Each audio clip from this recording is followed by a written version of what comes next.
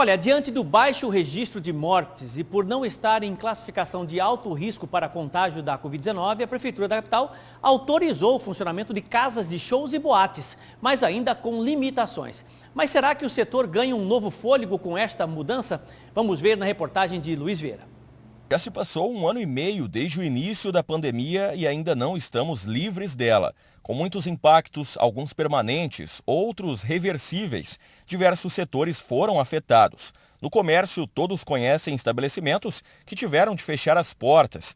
A presidente da Associação Brasileira de Bares e Restaurantes, em Mato Grosso, faz um comparativo entre o momento atual e o segundo semestre do ano passado. Hoje, com o avanço da vacinação, a gente já sente um pouco mais de alívio, né? Os números de mortes já têm caído, o número de ocupação também tem caído. Então, já dá para a gente ir voltando com mais normalidade, digamos assim, né? Hoje, a gente já sente que os clientes já estão mais seguros, o movimento melhorou, nesses últimos 3 meses, principalmente. Enquanto muitos decidiram encerrar as atividades comerciais, para quem optou por resistir, foram grandes os desafios. Proprietário desta cervejaria, Vitor diz que durante a interrupção das atividades presenciais, a alternativa foi se limitar ao serviço delivery. A queda no faturamento foi de pelo menos 80%. Quando começou a pandemia, a gente tinha pouco menos de 1 ano de bar, né?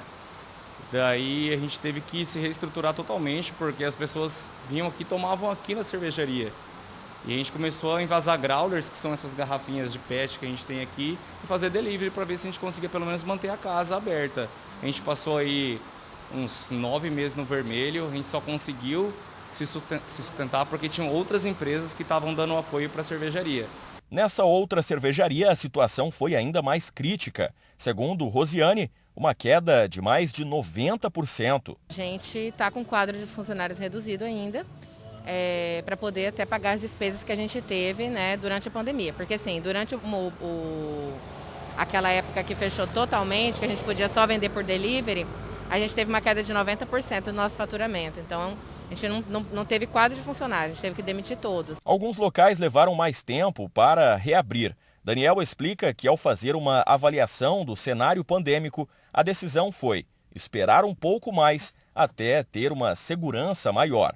Embora o decreto tenha liberado o funcionamento de bares, estilo o que a gente trabalha, a gente optou por segurar mais um pouco para observar melhor a ocupação dos leitos hospitalares, o número de mortes e de infectados aqui em Cuiabá. A gente não se sentia seguro com o alto número que estava no momento em que houve a primeira liberação.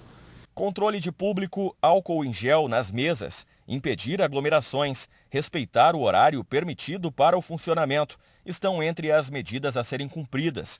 O problema é que às vezes falta colaboração por parte dos clientes. Percebe muito que as pessoas elas estão querendo sair, elas estão querendo beber, elas estão querendo se divertir, então é difícil para a gente conseguir segurar essas pessoas. Porque pelo menos há um tempo atrás, não sei como se mudou agora o decreto, tinha que estar todo mundo sentado, todo mundo passando álcool gel nas mãos e todas essas coisas. E as pessoas não respeitam isso. Uma das medidas que a gente tomou foi a questão do controle do acesso, né?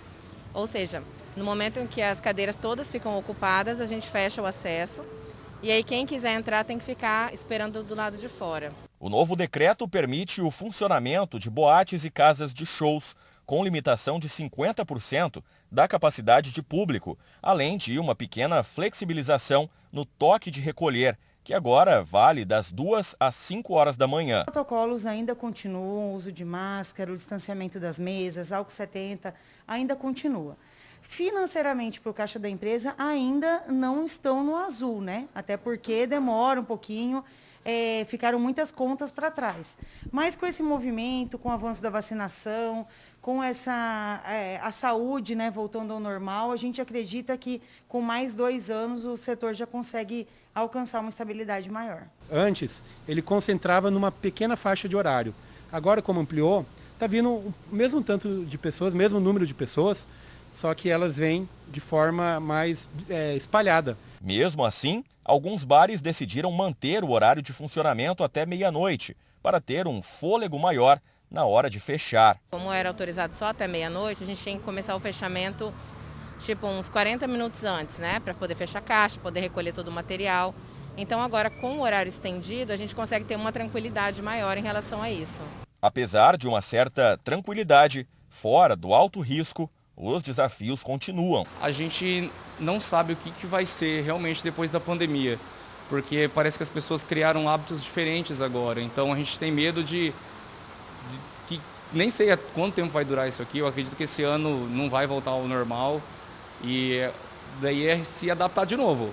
Muitos empresários julgam que ainda há muito a avançar para se retomar a normalidade. Mas, apesar dos desafios, para a maioria, a sensação é de que já estamos em um caminho, pelo menos para aliviar o grande impacto econômico gerado pela pandemia. Graças a Deus, né, tá vendo a vacinação avançar, as pessoas se conscientizarem, os números caírem, então a gente acredita que cada vez mais as autoridades vão estar flexibilizando os horários para a gente, se Deus quiser, em 2022, estar full, 100% da casa, 100% do horário, todo mundo saudável e seguro para estar curtindo. Em breve, acho que a gente vai conseguir ainda melhorar ainda mais. Eu acho que o que a gente precisa combater são as festas clandestinas, até porque dentro dos estabelecimentos, o empresário e os funcionários têm esse cuidado com a higienização, com o distanciamento, com o cliente, né? E nas festas clandestinas isso não acontece, não tem fiscalização, não tem respeito com nada, tem aglomeração. Então, assim, o que a gente precisa é combater a aglomeração.